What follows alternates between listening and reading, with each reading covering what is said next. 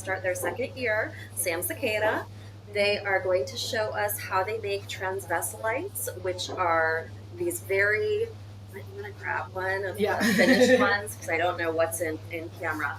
Very realistic fabric and tattoo and like all these textures. So they're going to show the tools they use and how they create these beautiful vessels and how you can apply these textures to your own work. Also, next month, we will have a hands-on workshop that you can register for. We'll put registration up at the end of this. So you can register to take a class from Sam, and they'll show you how to create one of these yourself. So Sam, if you want to talk a little bit about yourself, how you started doing this, and then get into the process, I will let you take it away. Yeah, so my name is Sam Sequeira. I recently, or not recently, about a year ago, moved here from Denton, Texas, originally from Houston, Texas. And a lot of my work is typically about my experience as a trans person, as a trans masculine lesbian, and my identity along with that. So a lot of my work comes from alterations, tattoos, body modifications, and stuff like that, stemming from my own transition as well. So what got me started making these was I had top surgery in 2023, and then after that I was like, my work isn't reflecting what I want it to be. I want it to be a direct reflection of myself. And so I started making these vessels, and it first started with a piece from my right after top surgery. It's an untitled piece basing off of my top surgery before and after, and this is kind of like what stemmed it a little bit. This is the very first iteration of these, and then they started turning into the Transvesselite process, and this is like my first 6 versions of those. I kind of call these like my maquette Vesselites. These were my first starting ones, so I have some elements of mixed media in there as well. I have slip trailing and sgraffito work as well. And then this one is my more recent one, the Loud Dyke one. I have this one on display as well. It recently came back from the Irrepressible exhibition in South Bend Museum of Art. Yeah. And then this one, not that one. Yes, this one. These two just came back from exhibition at South Bend Museum of Art for the Irrepressible Pride exhibition that was on from mid-May to about mid-July. So all my work has some type of flagging to it, whether that be the pink triangle, a piercing on the left side of the ear to signify the gay or queer ear, and also bandana code or hanky code as well is referenced in my first versions of them. My more recent ones, like this one, this bite back one, has been more of a play of expression of my own personal journey as I've grown and changed and as my work has grown and changed. So a lot of my pieces at first were just standalone vessels, but then I started adding things like removable bags to it, keychain elements as well, and using pins and stuff like that, different elements to kind of elevate it just a little bit longer, or just a little bit more, adding a little bit more of a, what is that called? A recurring theme of the stitching. So can you angle that a little bit so you can catch that? Yeah. So I have that stitching on the inside, just something that kind of merges all of them together just a little bit more. My grandmother was a seamstress, and she's a very vital part of my work, and I always like to reference her and her use of fabrics and textiles in all of my work as kind of an homage to her and the matriarch before me that raised me to be the person I am today and use my masculinity and my femininity in a way that is authentic to me. So let's go ahead and get started on the actual Vesselites, unless there's anything else that you need me to introduce. No. Okay, perfect. So I have this one right over here first. That's going to be my Food Network. What we're going to do, what we're going to see.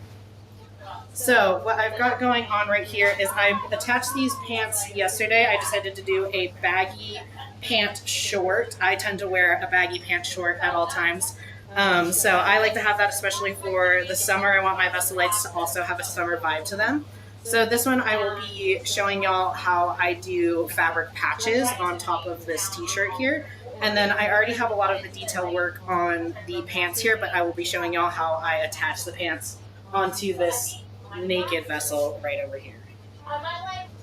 So a lot of my work is using slab rollers, and then also I have this texture plaster mold that I made in undergrad when I was working on my loud dyke one. So this is 2 granny squares that I crocheted myself, and then a seam from a t-shirt, a neck of a t-shirt, the jeans pant end, which I use as kind of like a waistband and as a pant trailer if I like it, how it looks on there. So I'll use this to kind of create all of those elements that give it that more realistic fabric texture look, because there are a lot of fabric textures that you can make just like pinching, using your fingers, using actual fabric as a press stamp on there as well. But this kind of gives you that tried and true classic seam and gives you all those nice little itty bitty details that are on there. If you take my workshop in August 25th, you will get a small version of these little plaster molds with some seams and a little shirt pull, so that you can also make little people in your vessels, or also have different fabric texture elements inside your pieces. So for this one, I'm going to go ahead and start with my process of the pants. I always like to kind of mark the waistline here, so I always just mark it with my finger, try to keep my arm as like level or into my body as possible to keep it really level on there. And then I just kind of use the guide. A lot of my method is we'll do it first and then we'll fix it as it goes. I'm not a huge measurer, but I do measure some things. I always have my tried and true measuring tape to kind of give me an idea of the size. So I like to do my panels of pants as one pant leg and then another pant leg. So I will measure from here to about here, and then I'll also measure the height of the pant leg and then add about 1 inch or so so that I can bag it up a bit. So to do that, I have to grab some clay, and I'll measure this out real quick. So I have from the middle seam to the back seam is about 9 inches, and I'll write that down so that I don't forget it. 9 inches. And then from the bottom, is this in view? Yeah. Okay. From the bottom to the top is about 7, but I want to add for the bagginess level, so I'm going to add about 1 inch of bagginess. So I'm going to do 8 inches on there. And these slabs, I do want to quickly talk about the clay that I'm using. I'm using Cone 5 B-Mix. You want to use a very, very plastic clay that doesn't mind being pushed to its limits and doesn't mind being very, very thin. I recently made one of these in a red earthenware, and rest in peace to that Vesselite, because that one did not want to live. The chaps on that, or the pants on that, were the same thickness that I do for all the other ones. About 1/4 of an inch is the ideal thickness. Anything more than that, it's hard to get that baggy. You really have to force the bag. You can crumple the bag, the gravity of it, of the draping of the pant leg on there, but if you have a thinner, wetter clay, it's a little bit easier to kind of get that clay to move like fabric. And I'll show you my techniques on how I get that really nice and thin. Oh, do I have a wire tool? I didn't bring a wire tool. Can I have that wire tool? There's one in the middle. The one tool. It's a good thing you're in a clay studio. Of course, yeah, good thing. So I'm going to grab this chunk about here. And what I'm going to do is, just so I don't break my slab roller and put this 2-inch thing and squeeze it down this big, I'm just going to smash it down real quick, so I don't break my slab roller, and flip it around. This is just evenly distributing that clay around so that it's not too thick for the slab roller.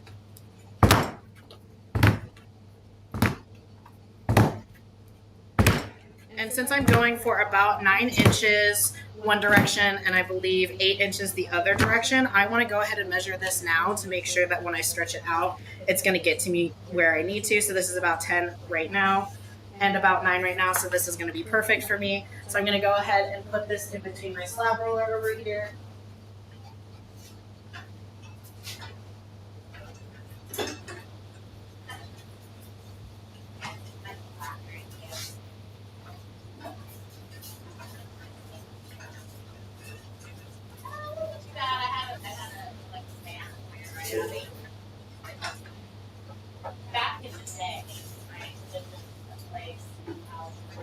So because I want to stretch this out widthwise, I'm going to, and just like a touch height-wise, I'm going to put it into where this longer side is facing the roll so that I can get that length to go this way instead of pushing it out that way.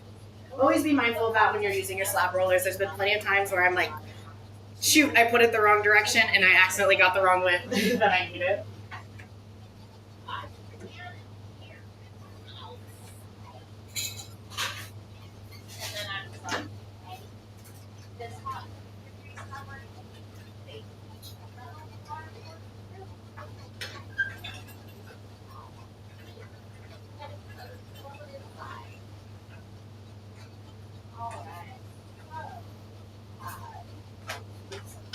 So you went both ways instead of pulling it out the back. Does that help? Like, I have always taught to do both ways. Compress it, flip it, run it through again. nice. That makes sense. So I'm just going to cut this with my dull knife, never with a sharp knife. Don't cut the canvas with a sharp knife. Use a palette knife or something. Cut that off just because it's getting a little excessive. And then I flip it over and then I'll compress both sides. I also had a different slab roller at my old studio, so maybe that's just because this is the way I had to do it at my old studio. I don't do a lot of slab work, so I'm, you know, any tip I can get is appreciated. And then I have the slab roller set at the lowest setting. So it doesn't even have, it's at 0 inches right now, is what it is.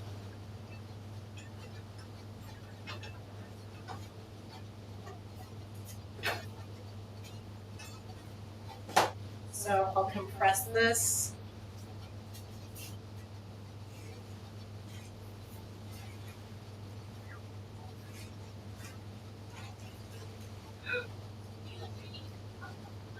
And then I'm going to flip it over to my wear board over here.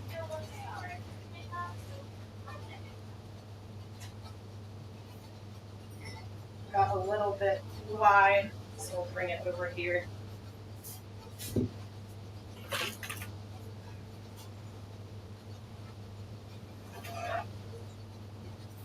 As we can see, this clay is very thin and already kind of acting a little bit fabric-y, wants to kind of ripple a little bit. That's perfect for what we want to do with it. So that it doesn't dry out, I like to compress and then put just a little bit of water on it since I am working with such a thin, large slab. So I'll compress it.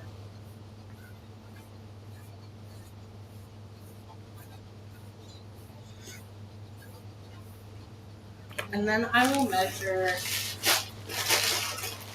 again, just to triple check, so that we don't waste any clay. So I'm going to measure this, make sure that I have enough room for what I want to do. All right, so my panel is going to be kind of like more of a square panel here. I think I might be able to get both pant legs out of this, but I typically don't like using both one giant slab for both pant legs. I prefer to roll out each section as it goes, just because things go a little bit, get a little bit haywire if we rush it, and then my slabs will start to dry out. So this is the thickness of my slab right here. About pretty, I would say like this is about a 1/4 of an inch on there is ideal for what I like to do. And I like to cut my slabs down a little bit just to have a nice clean flat edge so I can follow my waistband that I already created. So I'm cutting this.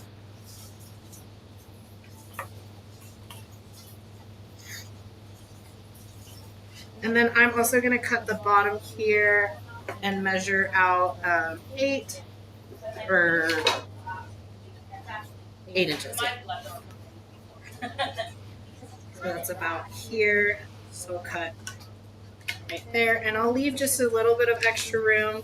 I can always cut away clay. It's a little bit harder to add more clay to it. I can do that when it comes to shirts. That acts a little bit more like regular clothes, paneling and whatnot.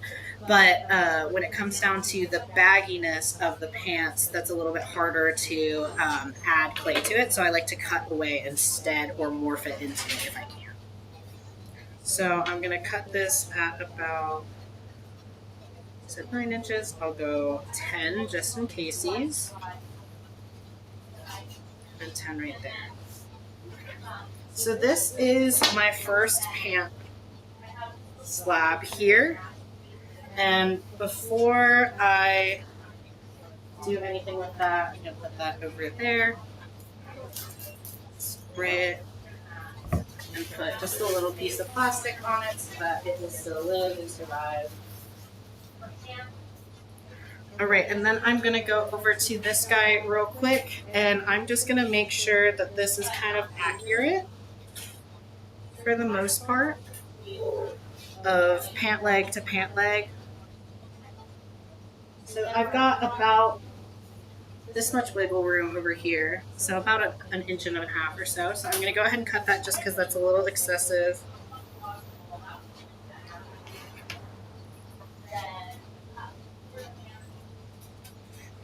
And then I am going to score and slip my piece so that it has something to attach onto, and spray my slab real quick just to make sure that it stays nice and hydrated while I scratch this up. So I like to scratch it, and then I do my technique that I learned from Sam Sequeira at UNT during a workshop that they so graciously did for the UNT Clay Guild. UNT is where I went to college for my BFA, and where I was before I got to Casey Clay Guild. And we had a workshop with Chelsea Dodd and Sam Sequeira about I think 2 years ago, and it was really, really awesome to see how Sam used this technique to make functional forms, functional hand-built forms, versus I'm using it to make fabric texture, but it's the same technique. So I thought that that's pretty interesting to share how things you learn from other people can be used in your own practice in a completely different way. So once this is all scratched up, just so that I don't forget. Right. I'm going to flip over the wet side. So this is the trick here. So we put this slab of plastic over our slab. I like to have a little bit of the wrinkle of the plastic. I think that adds a teeny tiny bit of texture to the pot itself. If we look at my pants on here, you can see a little bit of the texture of the plastic on there. That gives it just a little bit more of those creases, the denim creases. I typically go for a denim or a cargo pant. I just think that those are typically what I wear as a lesbian and what most lesbians wear. So Not to stereotype. But so I've got my plastic here, and this plastic basically just keeps my clay from cracking. So I can morph it, I can squish it up, I can go like this and just really bend it into place. And it will just squish it so that I don't have any cracks in there. So what I'll do is I'll peel that plastic up so I have something to attach on here. And then I will hold this around here and just kind of let gravity and the weight of it fold onto itself. And then once I have a good idea of the bagginess of how I want it to look, I will then scratch the back of the bags and attach it into place. So I like to fold, make different creases into it. Still being mindful of my waistband here. Again, I'm just shaping it right now. We're not attaching it at this point. Just getting an idea of that bag shape. So I've got this big crease right there. I'm going to fold it a little bit more to give it that nice little pant leg. And then again, this plastic is just making sure that my clay doesn't crack underneath it while I'm manipulating it into doing whatever I want it to. So now that I have this on here, I can go ahead and kind of take this off on the inside of my pant leg, I have all of these little air holes that I will have to poke a hole into later. So always keep that in mind when you do make baggy clothes like this. And then I'm going to scratch and scratch and slip all of this. So I'm going to scratch this, and then I will add some of my slip to it.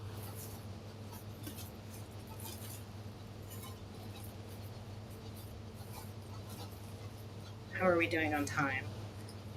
We're about 25 minutes in. 25 minutes. Perfect.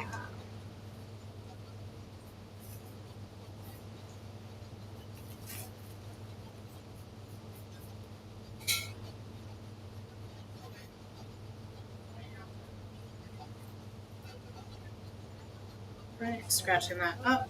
And then I am going to grab just some of my B-Mix slip over here. This is just some B-Mix from my Reclaim bucket. And I'm just going to paint that all over my pant leg where I plan on placing it.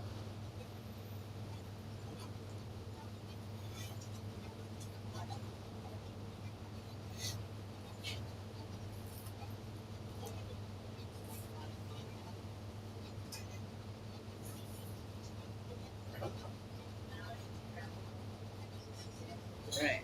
So that is all slipped up. I'm going to add just a little bit to this side, especially around the bag areas.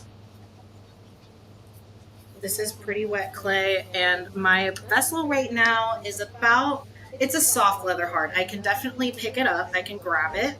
It's not distorting it, but I can still push into it. It might crack a little bit. I typically like to do all of my clothing attachment at this soft leather hard stage, and then I do the rest of the seams once it stiffens up a little bit more. And then any sgraffito elements, any stitching elements like that, I usually do, or not stitching elements, but the sgraffito elements, I definitely do that at a little bit more of a hard leather hard stage.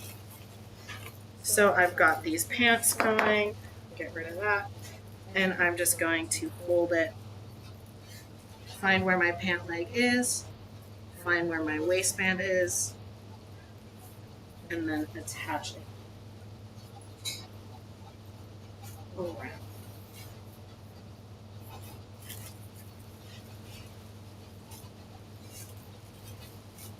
So I can peel this plastic back and reveal a little pant leg. And now he's got some baggy little pants on. Or at least one side. He's happy.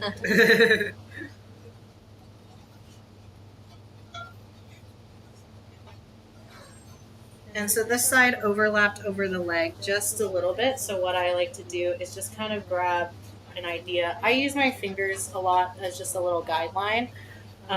You'll see when I show y'all how to do the t-shirts, that a lot of it is just placing a slab up to the piece and then drawing it out and seeing whatever comes out of that. So I'm going to cut this a little bit to get that extra piece off and peel it back.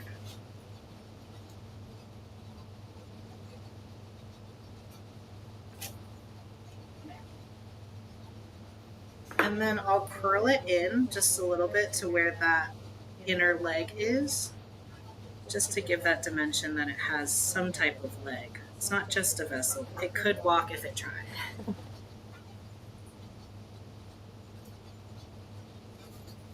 Alright, same thing on this side. Put that in just a little bit more. All right, and then it's the same process for the other side of the pant leg. So let's check out my slab over here that I made earlier and see if it is bleed. Let's see if it's okay. Oh, I got something. This still feels pretty flimsy, pretty flexible. It should be okay for us to use. All right, so triple check measuring again. This side is almost 9.5, so this side is a little bit different. That's also why I measure each side, just like on our human bodies, not every side is symmetrical. And this way I can make my pants altered directly to that vessel. And this is 7 for this side. 7 for that side. So we said 8 to add that bag. And this is 9.5. So go to here.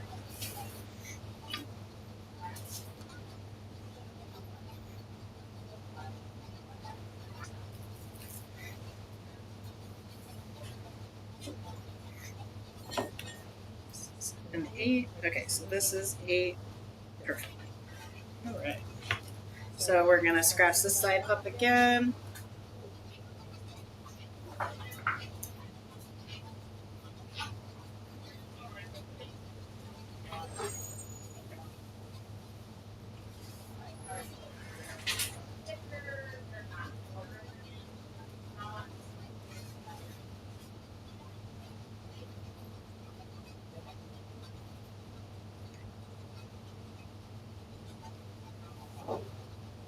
I always forget how much surface I have to cover until I'm like silent, trying to score as quickly as possible. There's not really a way to fast forward through that. Yeah. All right, so that is all scratched up on that side. And then just to make sure that this is nice and wet, throw that around.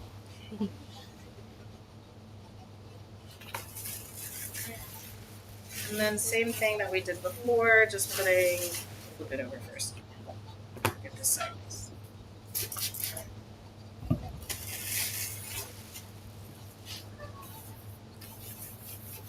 Get a little bit of that plastic texture on there just for fun. I'm gonna make sure that this does wrap around. It does. Leaves a little bit of room. So we're going to use kind of a little bit of gravity on there. This one's a little bit drier, so it's not wanting to bend as much. So this one will just force it back down. It's just a lot of jamming it into place. Getting those little lips. If we feel like it's popping up a little bit more like that, we can bend it back down.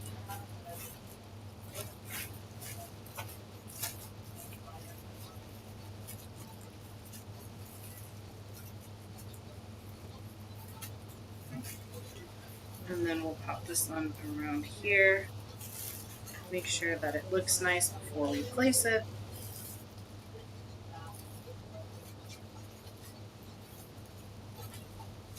This side doesn't have a ton of baggage, so I'm adding a little bit more, making sure that it sits nicely.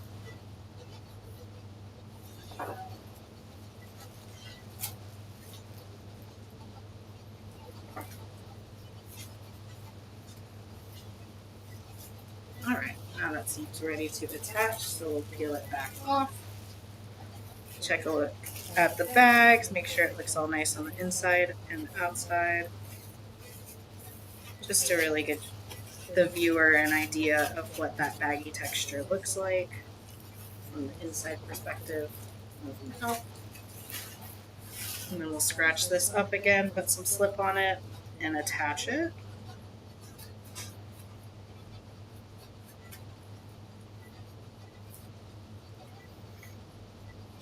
And if you take my workshop in August, on August 25th, then I will show you all how I do shorts. We can talk about different types of clothing, different types of pants. You can do a lot of things with the baggy leg, but you can also do a straight back pant or just like use the seams as a little flare leg. I've done some pieces that have a little flare leg and they're super groovy, super 70s vibe. So whatever type of outfit you want to create, you can go ahead and do that, and we'll do that in the workshop, and I'll show you how to kind of change that that outfit to how you want it to be. And if you don't want to make a vessel, you can just make some cool fabric. So I'm gonna peel this off just a little bit. Oh, forgot to slip real quick. Gotta slip. Gotta slip.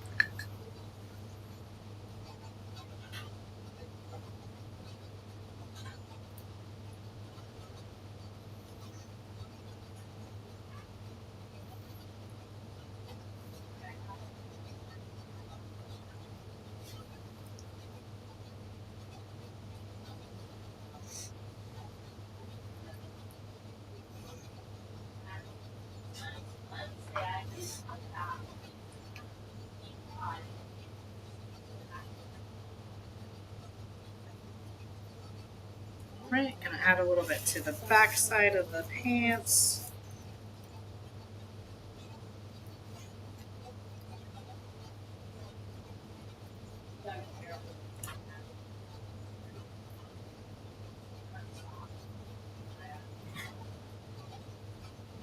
Right.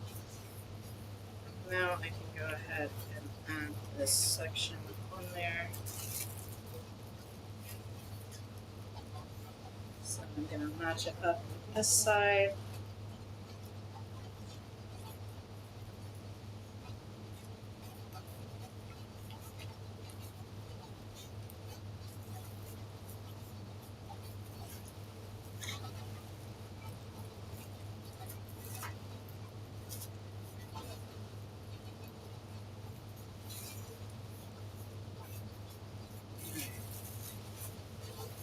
And then peel it third.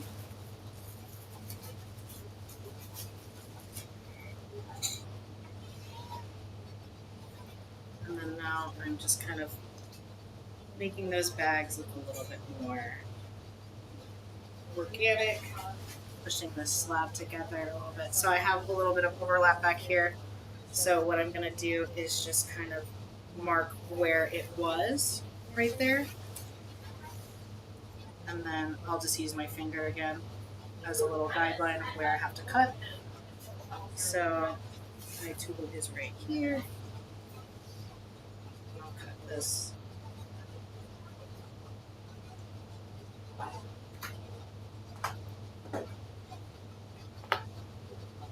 of like that. And then I have this little thing that pulled up. I just like to pinch that back in. Roll like that. I do have to be mindful that that's an air bubble, so I'll have to poke a hole in that later. And then I'm just peeling off that clay. And then this waistband is a little bit tall, so I'm just going to mark where it would be cut. And then cut it.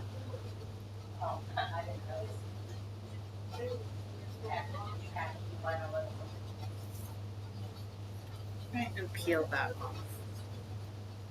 So now I have this raw edge waistband, which then I could come in using this part of my mold here to grab a section right here and paste that all the way around. I can cut this a little bit shorter so that it doesn't cover up my belly button, or I can just move my belly button up. I did make this torso a tad on the long side, but that's true to me too. I have a long torso, so maybe it's just a little bit more like me. But I can make this one using this as the waistband here, kind of similar how I did with the large purple one, the Loud Dyke one. And then I will use these seams right here for the side edges, for pocket panels, and then sometimes for the middle section as well. But most of the time I'm using thin coils and then just like a pinching method to kind of make it look like denim. So I'm going to make this a little bit more seam, put that together. So I always like to smooth the seam lines out, and then I'll make the like the zipper and that area a little bit separate from it. And this one, I'm feeling where the legs were.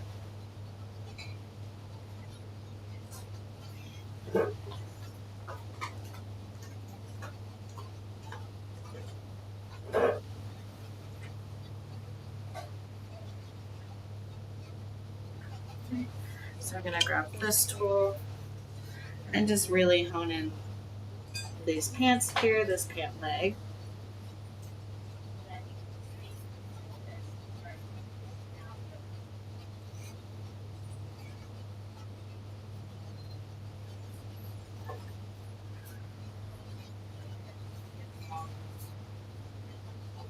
So when we're going into anything that's a little bit more detailed work, you don't want to do a ton of it at this stage. Like we said before, our clay is super, super wet to make sure that it can act as a good fabric texture. So because of that, it's not going to hold on to that detail too well. It's going to get real boogery real quick. So we want to make sure that we're waiting a little bit longer to do those details. But right now we're just kind of moving all of those pants around so that it can get nice and baggy, crinkly. So just making it look as natural as possible, kind of how my pants would buckle around my shoes or anything like that. None of my Transvesselites have shoes on them. Maybe that'll be a different adventure one day, but all of them are shoeless guys at this point. So I'm cleaning up this intersection a little bit more, where those legs would go.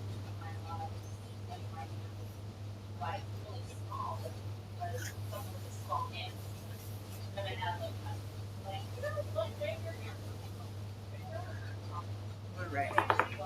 So at this point, I usually just do kind of like a little like line idea of where I want things to go. So this will be the seam right there, or the zipper where it would be. This would kind of be the waistband area. If I want to add this section, sometimes I do it without. Like if I have a big belt, if I plan on putting a belt on the piece, then I usually won't do this seam texture. I'll usually just keep it flat and then pinch this element so that the belt doesn't cover up any of that nice detail work on there.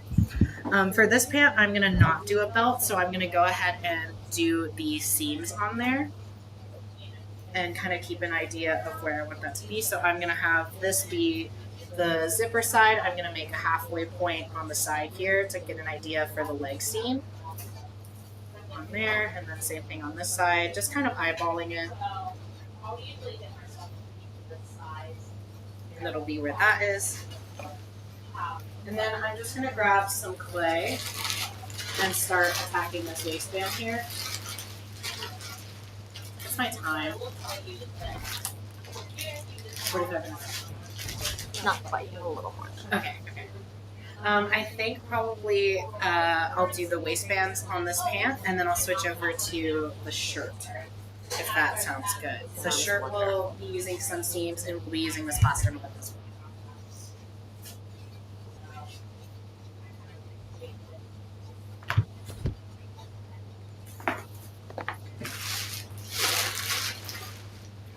Alright, so I'm going to grab this over here.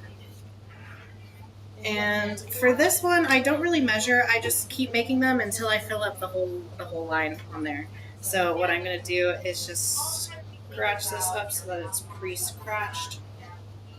And I'll probably just move the navel up a little bit if I want it to be visible.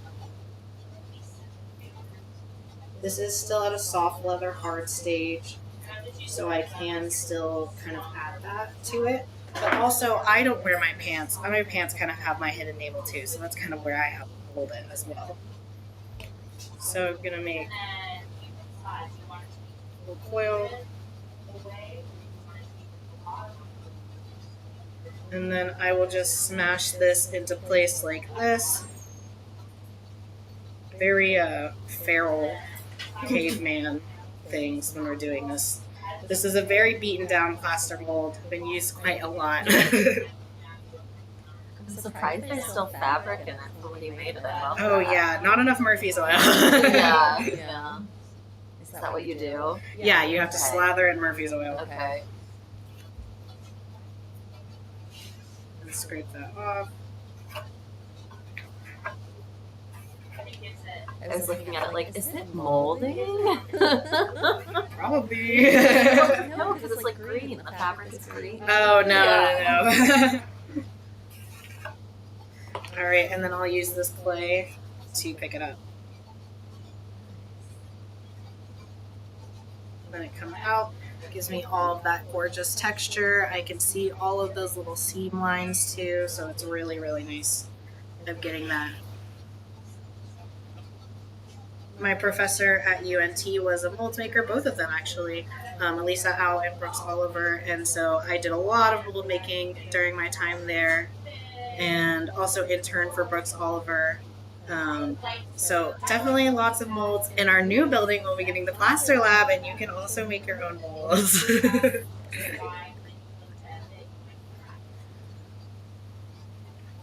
I'm just going to come in and mention it because this is a good time to do a Yes. plug for our new building. Our new building. We have purchased a new building. It's like Broadway and 500 West 39th Street. Thank you. And we are hoping our projected move-in is September of 2026.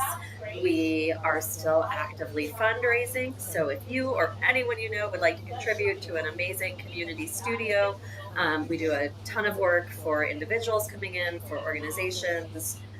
We go out into the community. Sam is one of our artists in residence who does the artists on the airs on the move, artists on the move, just on the move. Okay, and we go into public schools that don't have a lot of arts programming and do ceramics classes free of charge to those schools. So anyway, great cause. We have all the information on our website, kcclayguild.org. You can see on our YouTube channel or at a link to the website a tour of the new building, and there's space there to make any donations you want to make. Anyway. So for this seam, I usually have a kind of like big end and a big beginning on here. So depending on what section I'm making, so on my loud dyke one over there, I did this waistband. I made this the button seam, using it as a different way instead of where it would meet in the middle. And then I can just cut it off of where I want it. So I always like to cut at this section here, about there. And then I usually keep a pair of jeans around with me. I didn't grab any denim, but I could just use like my belt or something. I usually keep just some scrap fabric to use as a stamp to add back that texture wherever I might lose it. Also, your canvas print, as awful as it can be on some pots, it can also be a nice little friend for you if you're trying to use some texture on here as well. So I'll kind of eyeball where this goes, say that that's the button right there. And then it actually meets perfectly on the other side, but I don't want this big bulky thing on the back right here, so I'm going to cut that side off.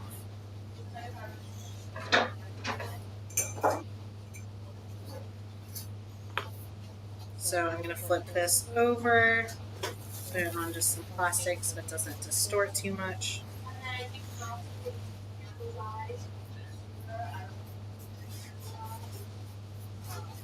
I'm just scratching the back of that. And then I will slip it as well.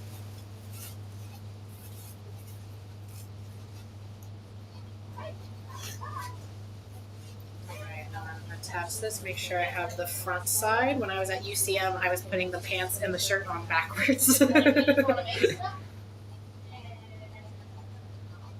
So put that about right there. That's going to be my seam, and then line this up on top of there. And then I mold the bottom clay up to it instead of pushing that seam into it, just because I don't want to get rid of that texture that I painstakingly Murphy oiled to high heaven on.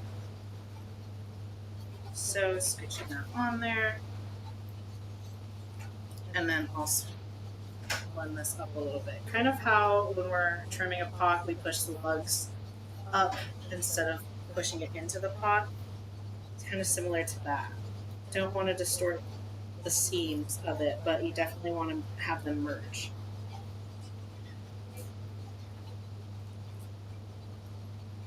Right, and then I always just kind of use my nail a little bit to kind of blend those seams together. And so now I have a little bit. And honestly, if you do it like this, it looks kind of like a little sweatpants. So if you want to have sweatpants, then you can stop there and you can have sweatpants. So we're going to go ahead and make the other half of this. Coil it up.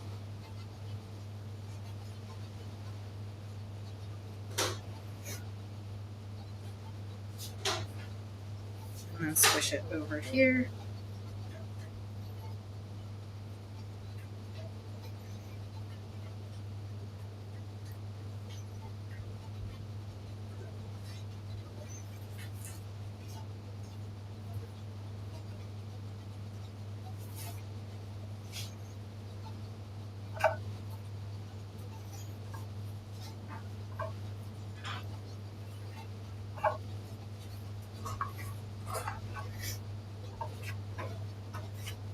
Right, grab this extra clay to peel it back up.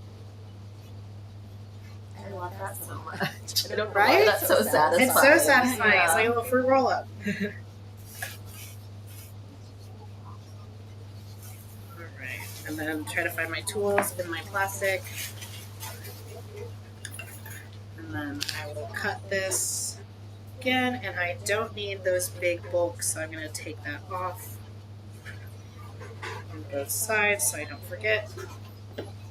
You could probably reuse these if you wanted to. I haven't thought of a section of where to put these, but I have used some of this stuff before in different ways.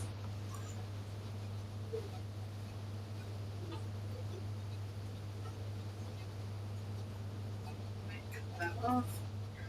And then I like to cut this seam here, since this is going to be visible, at a slight angle, just so that it looks like it's kind of like peeling off of the skin, where it's not like suction to the skin the way clay looks when it's attached. I still want it to look like it's wearing something, so I'll cut it kind of at a 45-degree angle.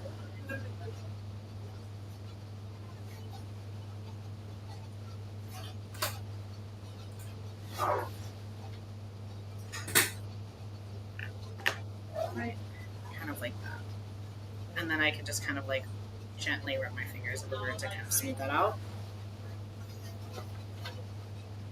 And then I will scratch and slip that into place. So scratch this up.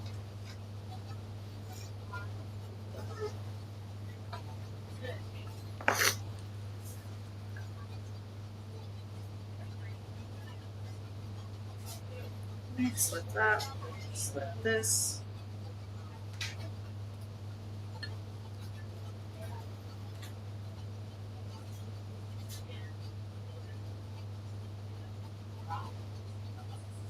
Attach that.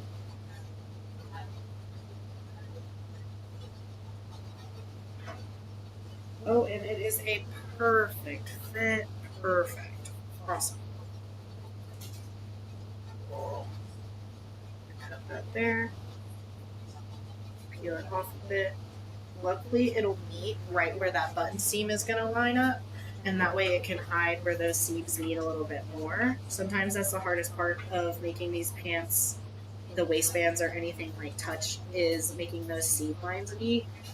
So back here I have a seam line that I'll probably be able to cover up with a pant loop or a belt buckle loop, because a lot of our pants do have that. You don't have to add them, but I think that they add a little bit of a fun element to each of my Veselites. I don't think any of my Veselites don't have the little belt loops on them.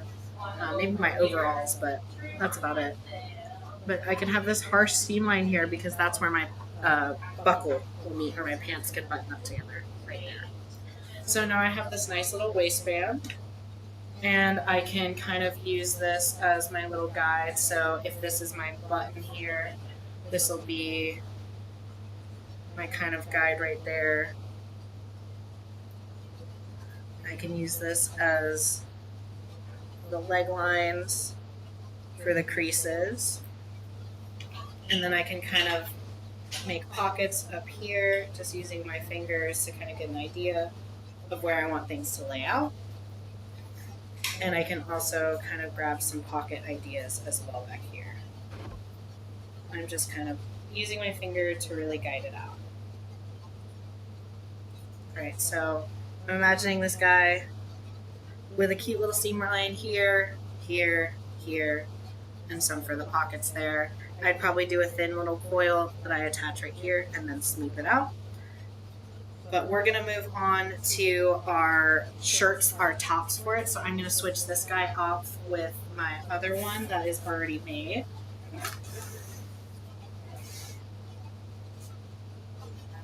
Oh, do you want to do a closer close of it before I switch them? I can do from here. The camera has a cool little zoom thing on the corner. Well, a little work. There it goes.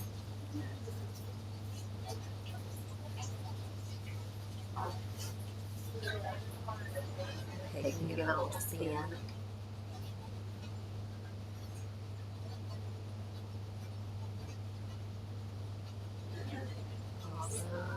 And I always like these little breaks right here that I see in the fabric. I think that it looks a little bit more similar to kind of how jeans look. That's just for me, like overworking it. You can always sponge that away. I always like to leave the natural textures on there because I think that it actually kind of looks the way that pants look, the way the denim looks. Sometimes when it's too neat is kind of when it starts looking like not fabric. So we'll go ahead and switch this one off for the shirt.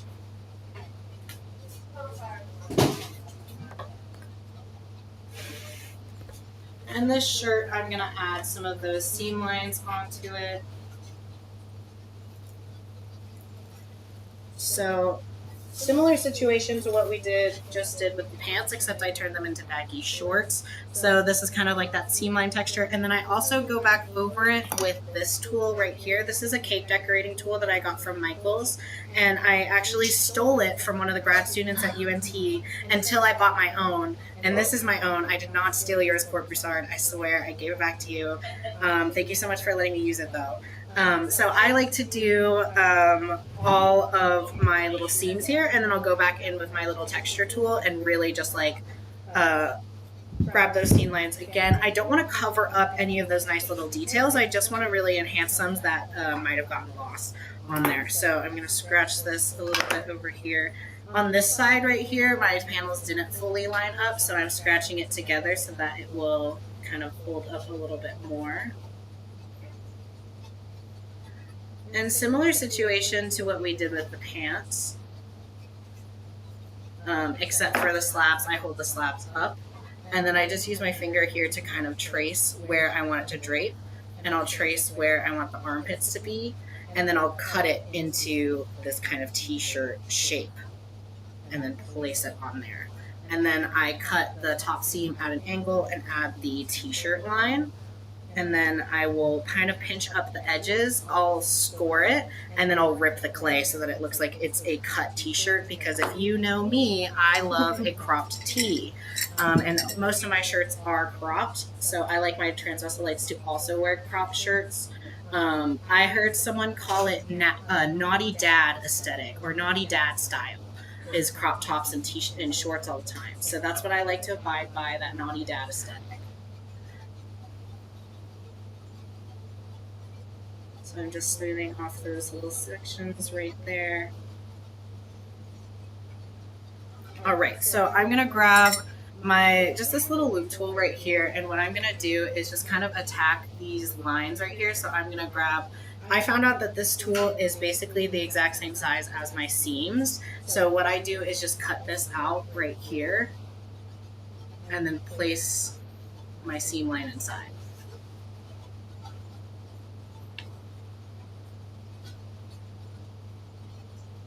So I'll cut it like that, and then I'll add a little seam line inside. Same thing to this side. And I want to cut pretty deep in there because my seam lines are kind of thick. So if I want it to blend, I want to make sure that it doesn't stick out too much. So I'm going to grab a little piece of clay. And I just need about 1 inch of seam line, so I'm just going to grab that from this section here.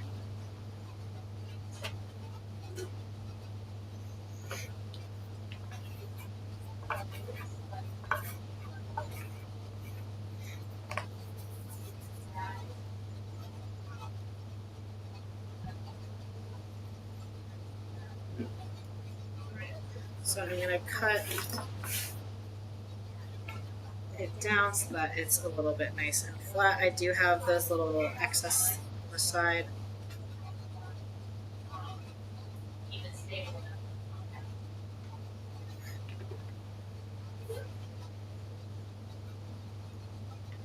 Just cut that there.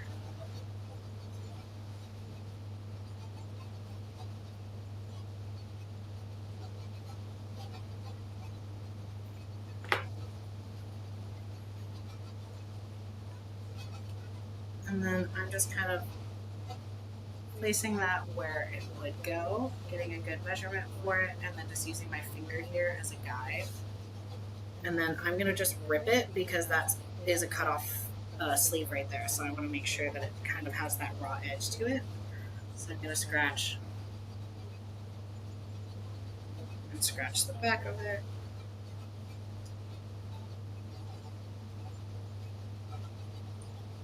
Put a little bit of slip on.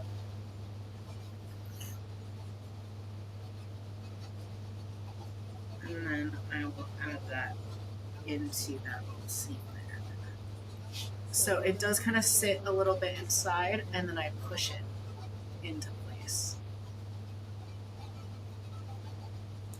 Now it has like a little bit of a seam there. And then I'll push this down a little bit so that now I've got the little seam. Same thing on the other side.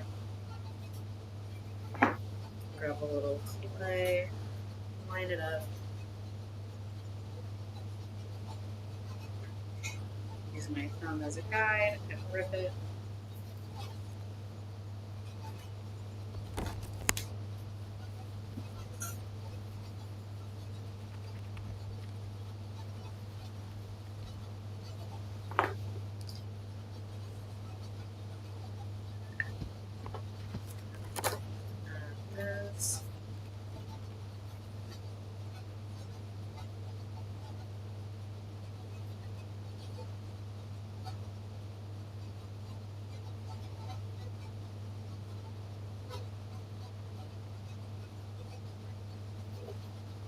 Right.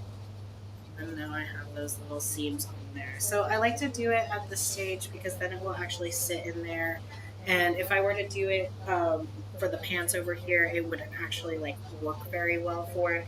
Versus at this stage, I can really get in here and do any of those little detail works on there. So I can come in with my little loop tool here and I can reiterate this little seam line.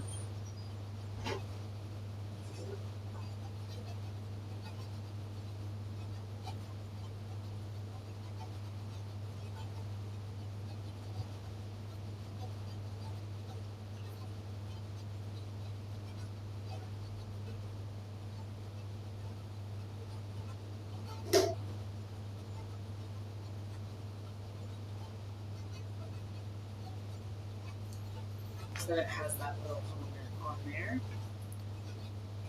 And same thing with the little seams on the side here.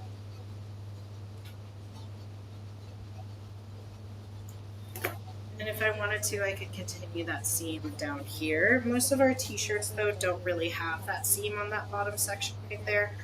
You could always add that extra little seam around the armpit area on there. I have done that before, but sometimes I like to just have the raw cut off look. So I'm going to quickly show you how I kind of do the carving and the patches. So my clay at this point is pretty dry. So what I'm going to do is I had just decided that I was going to do kind of, this was my vision for this pot. Just these little star patches on top of the tank top. And then if I have time, I'll show you the fishnets on there, but it's a slip trailing similar as well, just in a diagonal direction over and over again, the way fishnets look, but with slip. So I'm going to draw this with this tool, and I'm just going to do some funky stars on here. So I'm going to draw that out.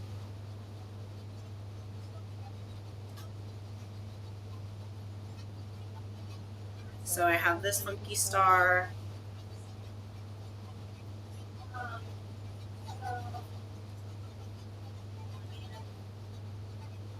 That one.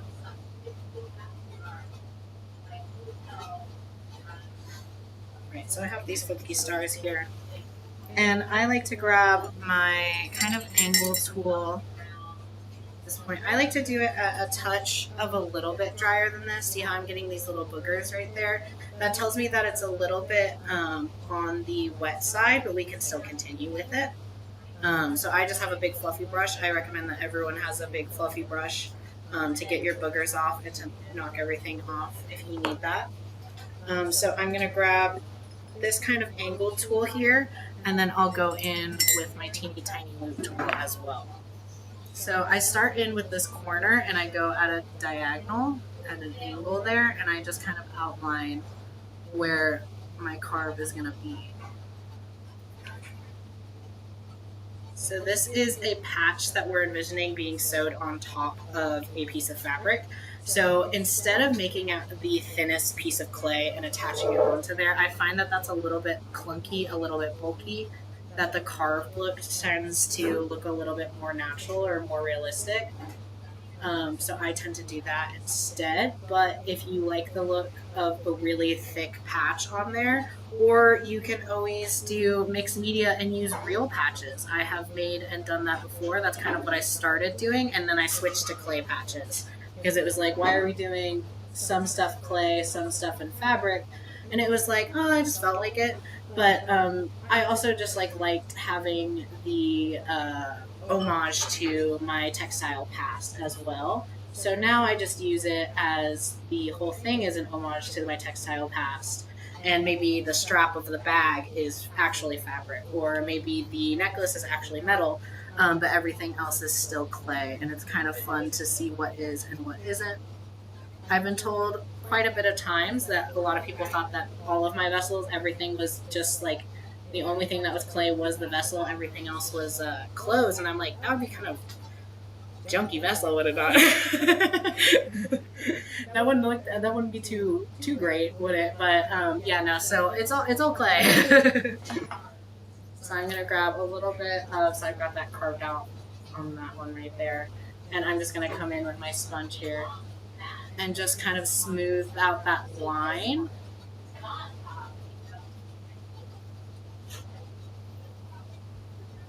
And I'm just using a Mud Tools finishing sponge right now. I don't want to use a big gnarly sponge like this. This is going to bring up my granules of my clay and bring up a lot of texture, versus this finishing sponge is just going to smooth stuff out. And that's what I'm looking for right now. I'm not looking for a lot of texture in this because I'm just trying to carve it out at this point.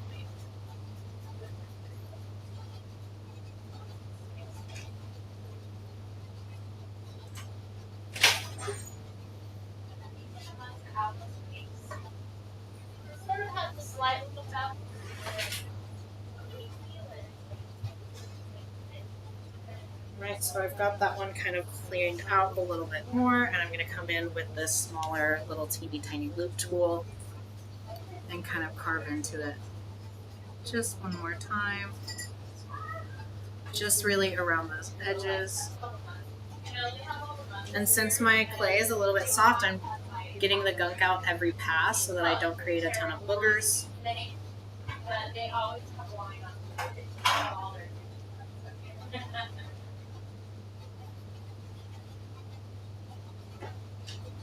And this tool really gets that shadow so that it kind of looks like a piece of fabric on top.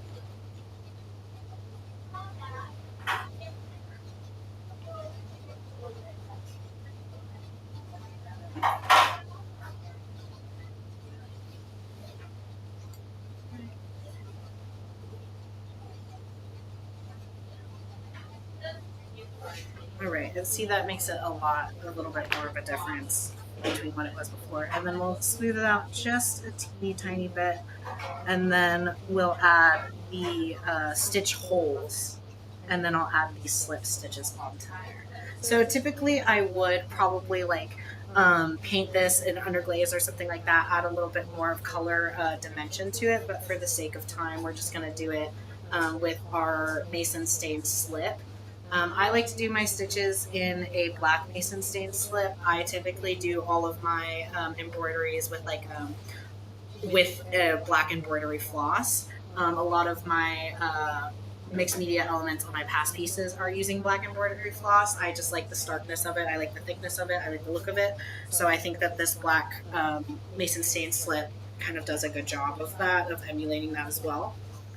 So I pre-mixed up some slip. This is just some B-Mix Reclaim that I blended with I'm so good at measurements, y'all, a plastic spoon and a half of mason stain. Science. Yeah, Brooks is rolling in his grave of me and my mason stain pieces. He's not dead. He's very much alive. He dug a grave just to Yeah, roll in it. Yeah. dug a grave just to roll in it because of what I just said about black mason stain. So I'm going to go ahead and make my little dots of where I'm going to put them. I like to use just this little tool right here. And by my dots, I'm talking about these little, do I have a patch on here?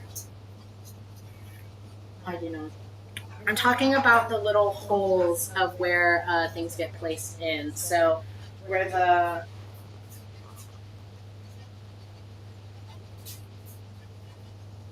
the stitches kind of meet. All of these little holes, I'm making them out of clay. Wait, can you hold that for a little longer? I'm gonna zoom in. All of these. This is real fabric and real embroidery. Cool. Don't love to touch it with my powdery white hands.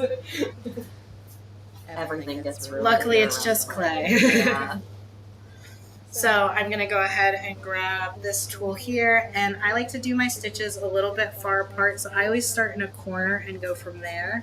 I like to do my stitches with kind of like a smidgen, probably like this much space between the border. I find if I do a little bit more than that, it just looks like kind of wonky.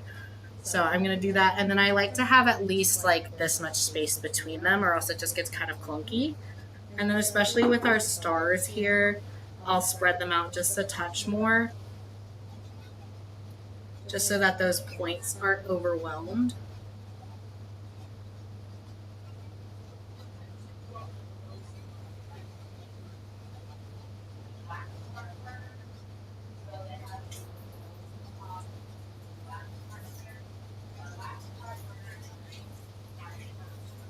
And since this is given like all of my pieces have a kind of like hand altered or DIY element of it, of like some type of the person that is wearing the clothes had some hand in the alterations of the clothes. They cropped the shirt, they put the stitches on, that kind of element to it. So I like to have it kind of give you that look as well. So not all of them are like perfectly encapsulated, all the exact same space around each other. And some of them are a little bit kind of off the way that you would if you were to hand sew a patch on there. So I'm going to shake up my slip, make sure it is nice consistency. I'm just going to check it out on my plaster here. So always want to check it first before you squeeze it on. So I always do a couple lines just to make sure everything's coming out nice and smooth. And then I'm using the yellow tip from the Zyme pack. That's the size that I use. It's about probably like a little bit thicker than a pencil lead, I would say. You don't want to do a lot thicker than this. It gets pretty clunky. And then I would do maybe like one size smaller than this. Not much smaller than that. So what I'm going to do is start in the middle of my dot and pull to the side. So I'm going to grab a little bit more to the front, make sure it doesn't explode on me. Okay. Especially because this is black mason stain on V-Mix, like that's going to be a little bit of a nightmare to clean up. So very, very cautious hands. From the inside of the dot out.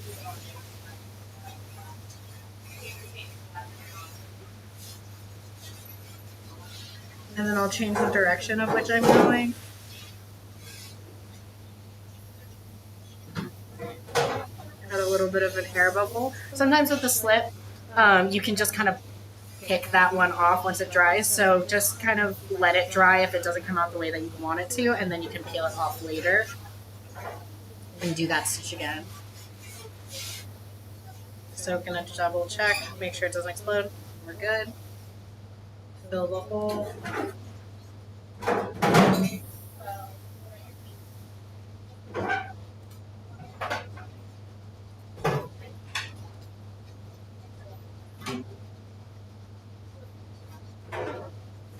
Can you get a good angle of what I'm doing? Yeah, Okay. you're doing a really good job putting it towards us, so thank you.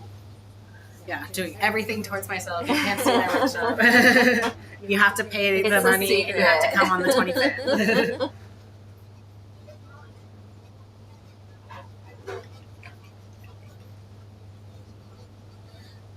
It's a lot of stopping, making sure you don't accidentally like poo all over it. Maybe in the new studio we'll get like a filming room with camera angles all over the place. Oh yeah, that would be nice. We need 6 cameras. Yes, 6. Perfect number.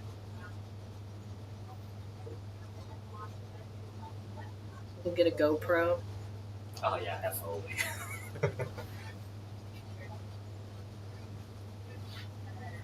This guy is like he's like a gimbal, but if I let him just do his thing, he'll be like, so I can't just let him do his thing. Yeah.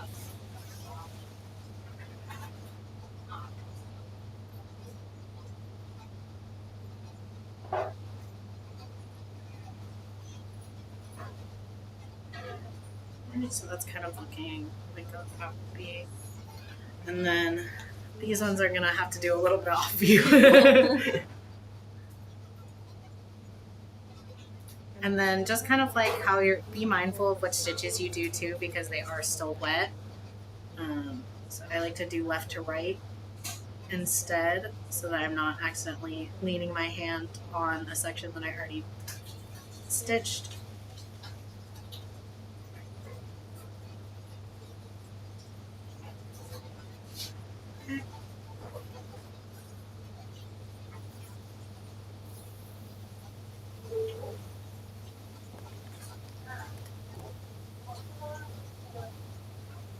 I think we will have time to do the other one. I just gotta finish these little stitches on here, and then I can briefly go over my sgraffito elements for it.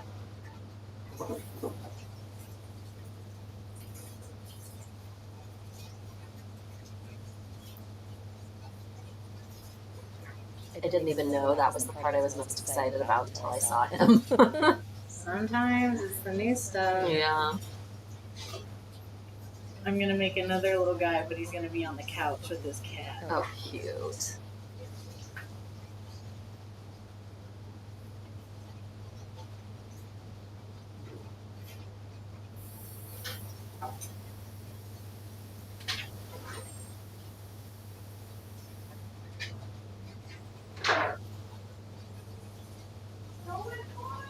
And also, I like to be mindful of like situations like these. You don't want to have them like touch right there. It just like looks a little bit. It doesn't look as nice. So I always like to be mindful of where my stitch direction is going to go.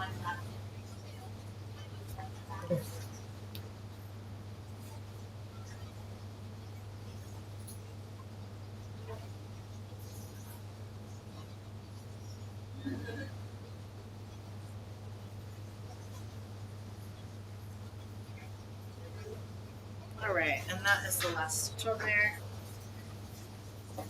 So it gives you a little bit kind of an idea. So typically what I would have done for this patch right here is I probably would have painted it first before putting in the stitches.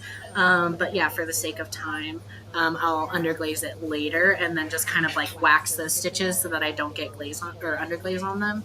And go around there on those. And I could also come in, I probably should have done this before I did the stitches, but you can come in with this to give it like an extra layer of third stitch to it as if it was a pre-made patch, and then add those layers on top if you'd like.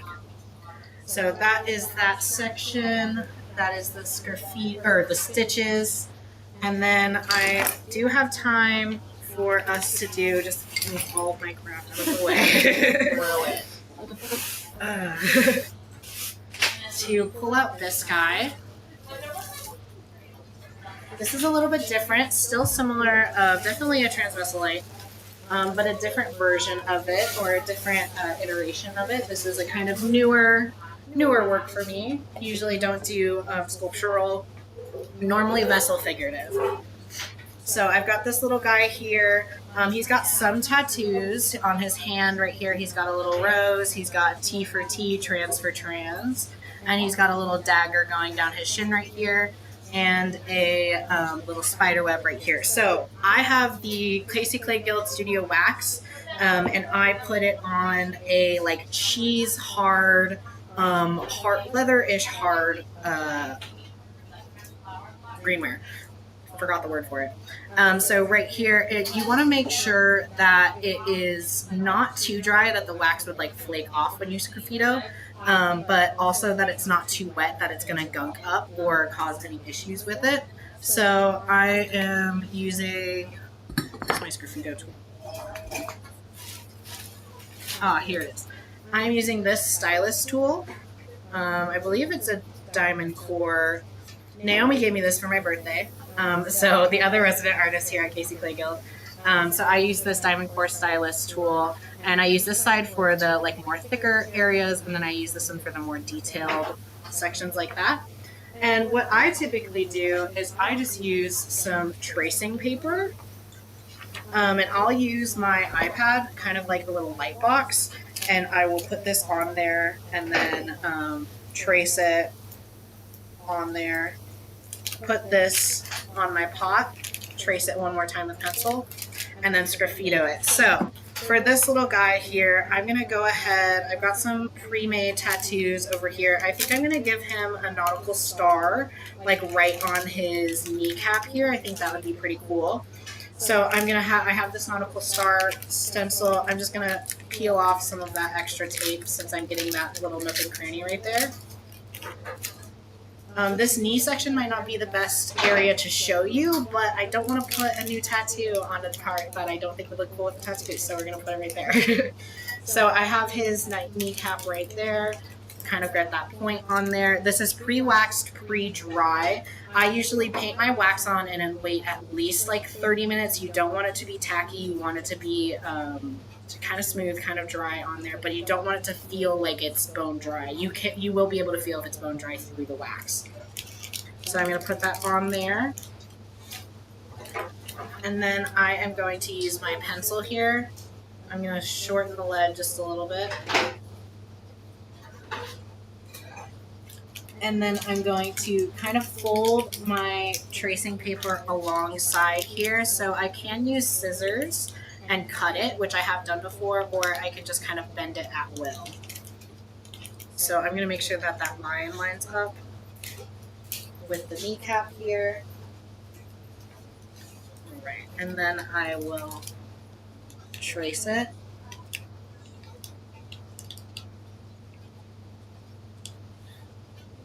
And I don't want to be too forceful. I am covering the paper, so I don't want to rip through the paper. If you do, you can still use it. It's just a little bit harder. And doing these tattoos on my Veselites are usually a little bit easier. This is kind of a smaller guy, a little bit harder to do.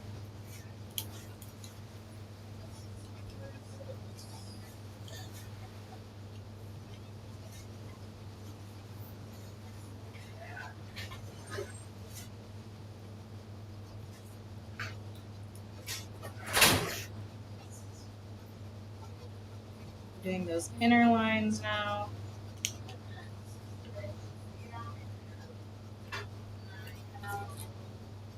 All right, so it's kind of visible on there. Since this is a little bit on the drier side, you can't see it as well, but I'll go ahead and grab my tool here. I like to have my little guy right there just to kind of have it stable. So I'm going to hold this so that it doesn't move around too much. And then I'll carve with my tool here.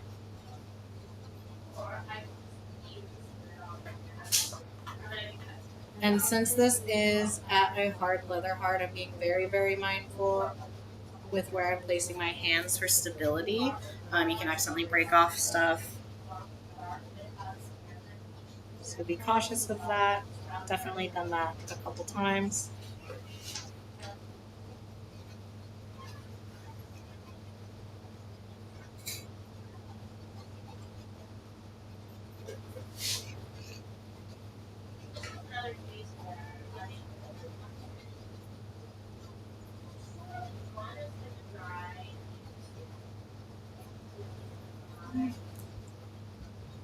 So,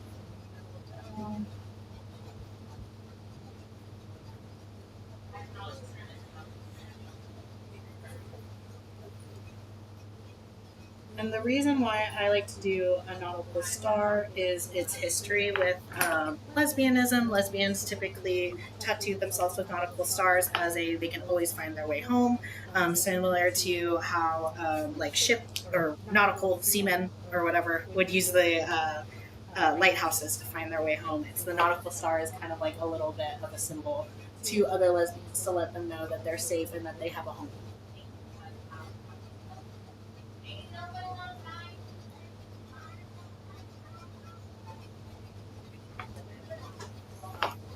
Alright, so now he's got that little nautical star on his knee there. Don't want to break off his pinky. And then what I will do is I will grab a little bit of black underglaze. And I like to wet my brush just a touch before I go over it.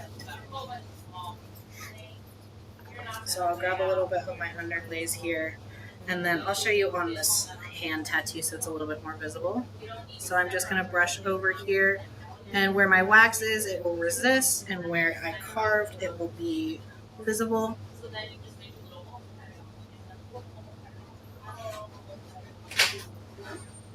And then I can wipe it away.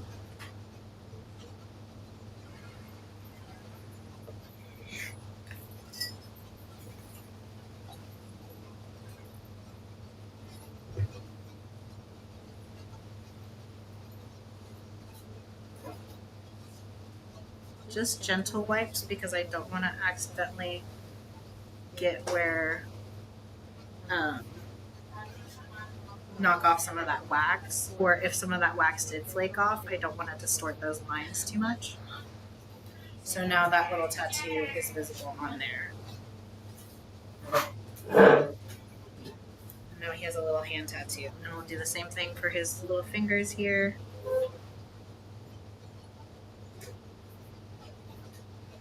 He's got T for T on his fingers, as in trans for trans, as in you only date trans people. And you're also trans. Everything that I make has some layer of queerness to it. Just to remind everyone that we're here, we're queer, we're from Texas too. Alright, so that is his little hand on there. I can do the same thing over here with his little dagger. Clean that up. And I like to just kind of go on Pinterest and kind of see what I typically go for American traditional tattoos. I like the history of the masculinity behind it. I like the traditional aspect of it. I like that only like men and like prisoners and like sailors used it. I think that it's funny to put them on my little vessels that are very gay and like to push masculinity in a way that's not necessarily accessible or accepted by those people in those groups. So I like to take things that aren't necessarily friendly to me and make them friendly to me. So, and I personally love an American traditional tattoo as well. I think it's cool. Also, as someone who has a little sugar in my tank, I like to have something that makes me look a little bit hard.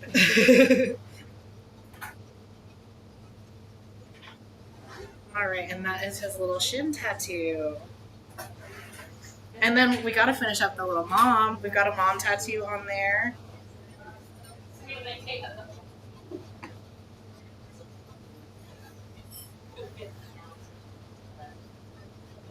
So are you using just a black underglaze? Just a black underglaze, yeah. Amico black underglaze. I have used Speedball Fundamentals. I like to use Speedball Fundamentals black for pant texture. I find that the black comes out a little bit more chalky. Got it. Their black is a little bit chalky, and then this one is a little bit more like tried and true stark black. Cool. So I always use Amico for my details and then Speedball for my like pants. Okay. That's just what I've found in my practice. Yeah. Of what works and what doesn't. Okay. And you don't have issues.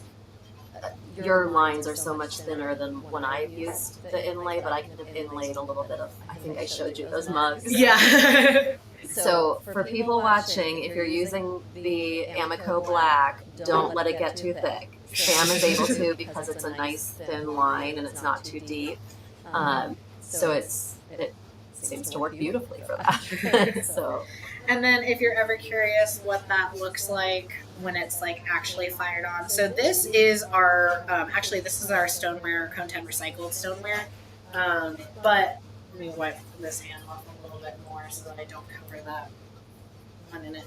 But this back vessel right here is what that technique looks like kind of all the way around. So as we can see here, like sometimes, yeah, like it does flake off a little bit. The wax kind of leaves some little bits that aren't necessarily like fully like clear. But I personally don't mind flaws. I really love going to big ceramic events and then finding the flaws in everyone's work, just to remind you that like not everything is perfect, not everything has to be clean cut, stark. But that you can still have some like mistakes in it, and it doesn't necessarily harm the art, and it doesn't necessarily mean that the art is bad. So I like to have those. I don't mind flaws that much as a Virgo. That's quite shocking, but I don't mind them too much. But yeah, so that is my little section from there. Should we do a little wrap up? Yeah. You do your wrap up, and then I'll do my little. So wrapping up, we covered baggy pants, we covered seams, we covered stitching, and a little bit of sgraffito and tattoos. The workshop that I'll be doing in August will be a lot more in depth. This is kind of like tipping our toes into the surface of all these, but basically this demo, but like times 10 of all the things that are going on there. And we'll talk about different clothing options and stuff like that. But yeah. Awesome. Okay, so yes, that is for the hands-on workshop. That is on August 24th, 5 to 8 p.m. That is a Sunday. Did you say 25th? Yeah, I think it's the 25th. Oh, is it the 25th? Then we need to, that's a typo. If the Let's triple check. It's whatever that Sunday is that week, and it will be on our website, and it will be correct on there. It was probably just a typo. But anyway, so we will have these up at the studio, so you can scan that to register. You can go to our website, and there will be a registration link there. I will put a registration link under the YouTube video. I believe Ricky's at $65 for members and $85 for non-members, and that includes 3 hours of instruction with Sam, plus a slip trailer full of slip at the correct texture. And they will be making a little plaster mold with some of those textures for fabric and seams, and I'm not sure exactly what, but it is the 24th. Okay, perfect. So, all right. So we hope you register for that. There are 8 spaces only, so register quickly once that goes up. Other thing I want to go over this Friday, July 18th. We have an event. There's a silent art, well, it's not us, it's 80 Santa Fe Gallery in downtown Overland Park is having an art auction that will have all proceeds going to the guild. So if you're looking for something to do this Friday night, that is 5 to 7 p.m. Scream Queen's Vegan Ice Cream will be there, and a portion of those sales also go to the guild. So come on by, say hello, buy some art. It'll be a great time. Yeah. We also have, and I just found out that the last space did fill up, but keep an eye if you did want to have an opportunity to do this. Keith Mays' workshop on the photo decal transfers is coming up on the 27th of this month, and that's going to be a lot of fun. So keep an eye for openings if it is something you're interested in, or alternately, if it's something you're interested in, you can always email me, workshops@kcclayguild.org. If we get enough interest from more people, we can organize another one. So anyway, I think that's about it. Thank you so much, Sam. Thank you for this having was really, me. really great. If there's any questions, again, workshops@kcclayguild.org. Or if you have questions specifically for Sam, register for their class, and they will be able to answer all of your questions about the process. So thank you so much. Take care, and come make some things play at the Clay Guild.